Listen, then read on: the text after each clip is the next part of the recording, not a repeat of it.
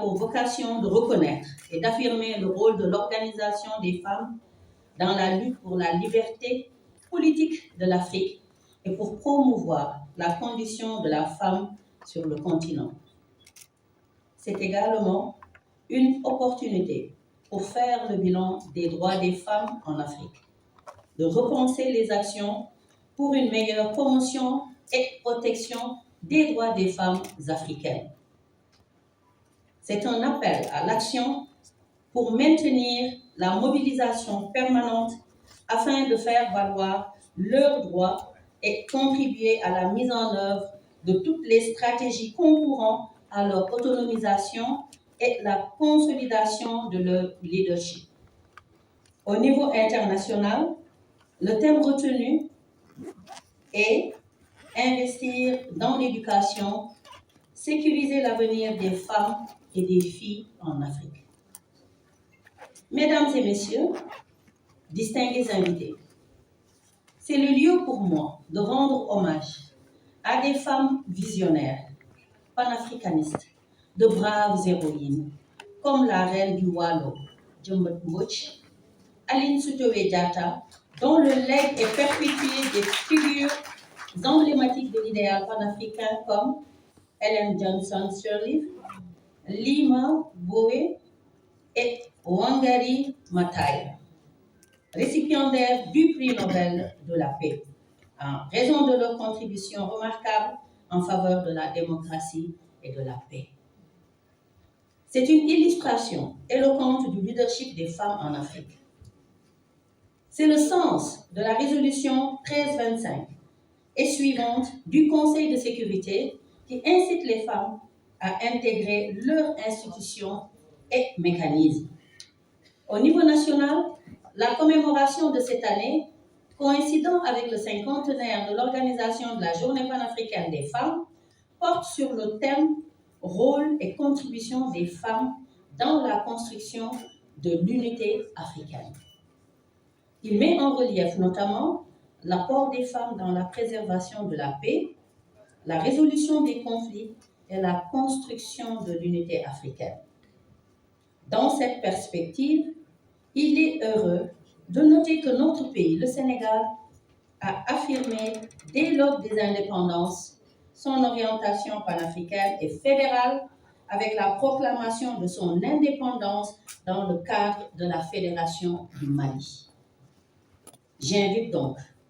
toutes les femmes africaines, particulièrement celles de la société civile, à se joindre à nous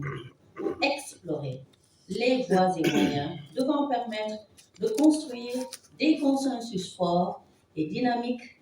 et à même de consolider notre unité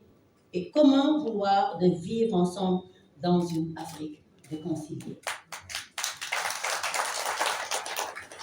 Toutes ces réflexions seront consignées dans un document à la haute attention de son Excellence, Monsieur le Président de la République, Bassirou Diomaye Diakhar Faye, Président médiateur de la CEDEAO. Avant de clore mon propos,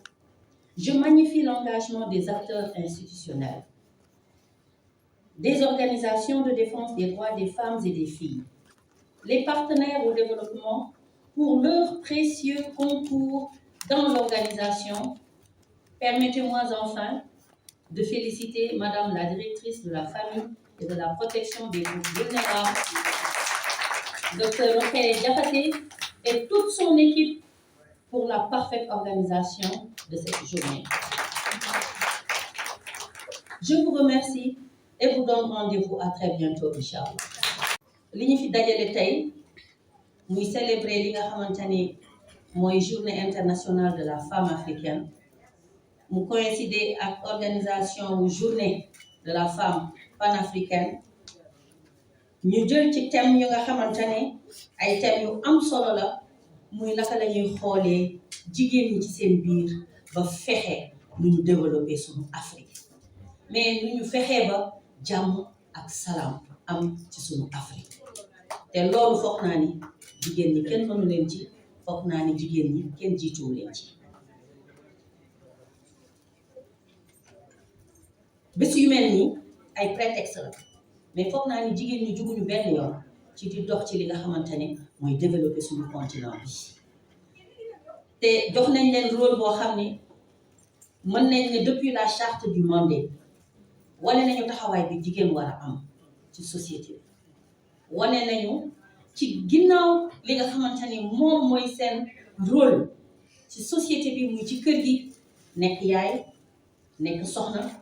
seen capacité de leadership mais seen capacité de management bi nga xamante ni dañ koy soxla pour que ñu mën a développer société bi kon léegi li sëñ Massamba waxoon mooy dellu ci waat naan xalif général des mourides ci kàddu yu mu joxe woon la muy kàddu yu ñu war a téye nee na jigéen bu defee li ko war rek jàmbaar la waaye jigéen bu xamee li ko war booleeg la koy def muy fexe di jéem a def li góor ñi di def moo mën góor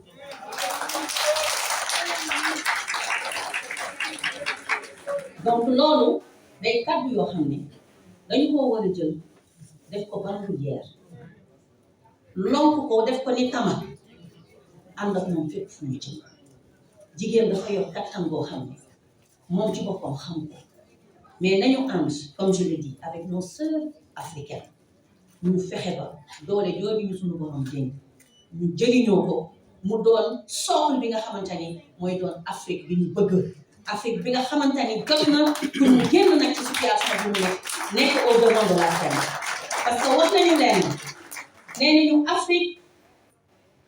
moo defar lépp mais sañ nañ ne à partir de maintenant Afrique moo moomee Afrique moo aye kon ñun jigéenu Afrique nañu ànd doon benn say cette fédération tant parlée cette fédération tant voulue pronostiquée si on peut se permettre de le dire tey dafa jot jigéen ñi en tout cas ñoom ñi xam njariñ li ci nekk ñu bootoo ko ànd ak seeni doom yar leen ci ba li nga xamante ni mooy réew mu nekk ni mu war a taxawee ñun jigéen ñi ñu porté loolu mu taxawee ko pour que enfin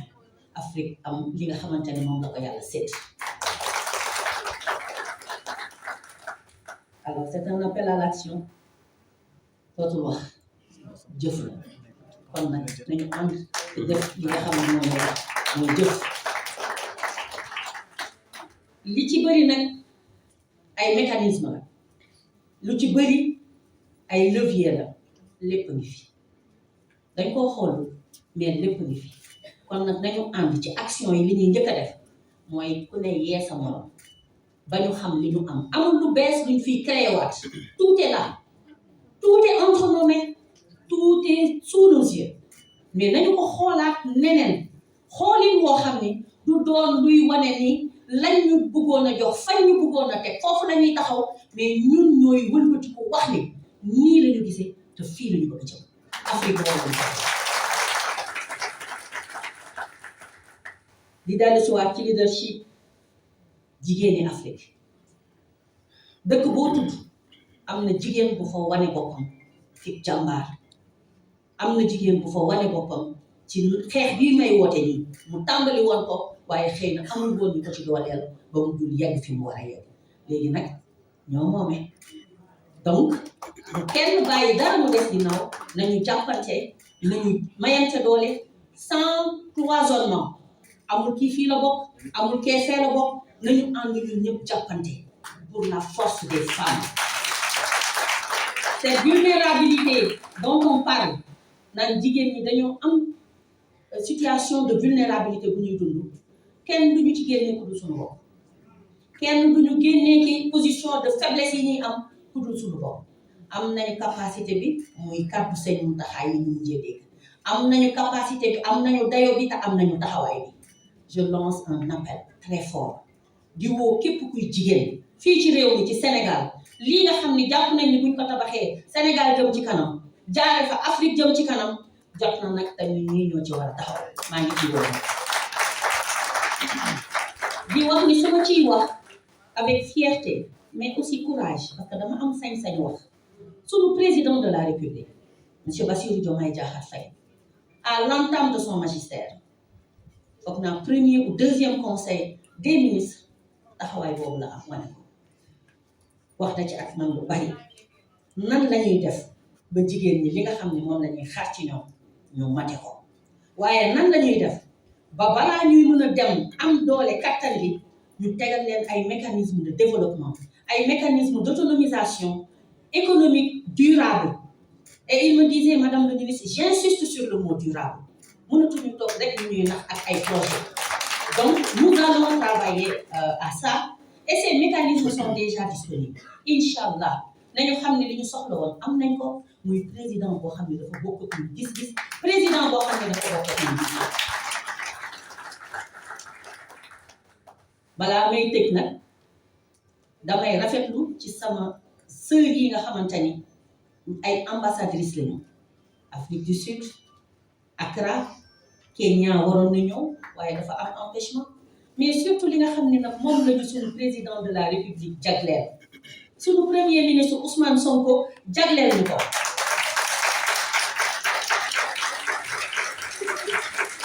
mooy gouvernement boo xam ni de manière protocolaire ministère bi njëkk taxaw muy affaires étrangères daf ko dénk jigéen muy Linguère Yacine Fall dénk ko ba pare yokkal ko ci biir portefeuille am intégration africaine looloo taxoon ma dugg mu teew fi lool waaye mi ngi Côte d'Ivoire newu fi mu yabal ñu son excellence mu teewal ko teewaay bu rafet bi ñu leen di remercier bu baax donc balaa may tëj di féliciter équipe bi nga xam ni ñoo liggéey li nekk ci ministère bi comme toujours saa yu ñu leen santee ñu defar ba mu baax seen tour la ci seen tour docteur Rokhaya Diakhaté laa ciy tudd mi nga xamante ni mooy directrice de la famille moom it taxaw ci vraiment liggéey bi taxawaay bu am solo kon tey dañu naan les moyens sont là bu ñu dellu ginnaaw benn yoon les moyens sont là ne nous gênons pas enfin nous avons les moyens de dérouler notre mission.